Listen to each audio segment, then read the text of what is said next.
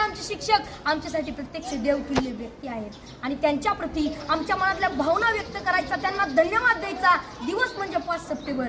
चिखलाच्या गोळ्याला आकार द्यावा लागतो, सोन्याला सुद्धा भट्टीत तापावं लागतं, दगडापासून जर मूर्ती घडवायची असेल तर त्याला सुद्धा टाकेचे गाव सोसावे लागतात. आणि तसंच जर मनुष्य नावाच्या प्राण्याला सुसंस्कारी माणूस घडवायचा असेल ना, बनवायचा असेल ना, तर त्यासाठी शिक्षण आणि शिक्षक दोन्ही गरजेचे असतात. तेव्हाच सुसंस्कारी माणूस तयार होतो. जगावर राज्य करणारा इंग्लंड हा देश आहे आणि या देशाच्या सांस्कृतिक परंपरेने त्यांच्या देशातील शिक्षकांना राष्ट्रपतींइतका सन्मान आणि दर्जा दिला जातो आणि म्हणून तर ते जगावरती राज्य करतात. ज्याला क्रिकेटचा देव मानलं जातं तो मास्टर ब्लास्टर सचिन तेंडुलकर. त्याला प्रसार माध्यमांनी प्रश्न केला की तुम्हाला एवढी बक्षीस मिळाली, तेवढे पुरस्कार मिळाले, तर त्यातलं तुमच्या आवडीचं बक्षीस कोणतं? तेव्हा सचिन तेंडुलकरने सुंदर उत्तर दिलं. ते म्हणाले, मला एवढी बक्षीस मिळाली, मला एवढे पुरस्कार मिळाले, अहो एवढेच काय, मला सर्वोच्च पुरस्कार भारत रत्न मिळालाय, पण त्यातलं माझ्या आवडीचं बक्षीस कोणतं असेल ना, तर ते म्हणजे मला माझ्या आचरेकर सरांनी दिलेली शाबासकीची थाप.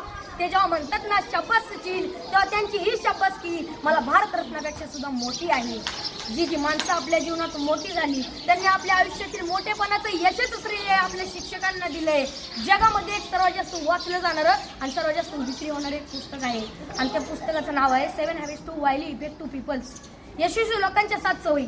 आणि हे पुस्तक लिहित असताना ते लेखकाने जवळजवळ 3000पेक्षा जास्त यशस्वी आणि सर्व क्षेत्रातील लोकांच्या मुलाखती घेतल्या होत्या. तर त्यामध्ये जवळजवळ प्रत्येक यशस्वी लोकांनी आपल्या यशाचं श्रेय आपल्या शिक्षकांना दिलंय.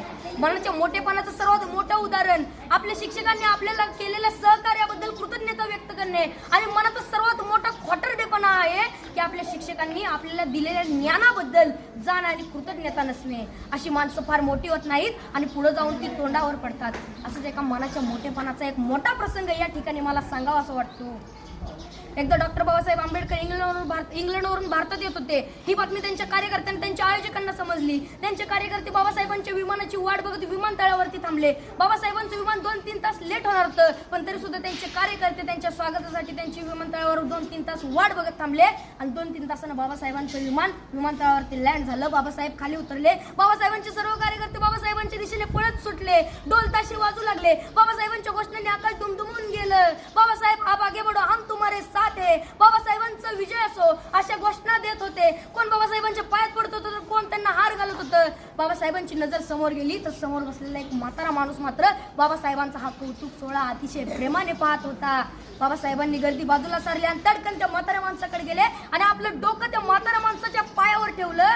त्या क्षणी सर्व लोक आश्चर्यचकित झाले. एवढे मोठे प्रखंड पंडित डॉक्टर बाबासाहेब आंबेडकर या म्हाताऱ्या माणसाच्या पाया का पडतायत. त्या क्षणी बाबासाहेब म्हणाले,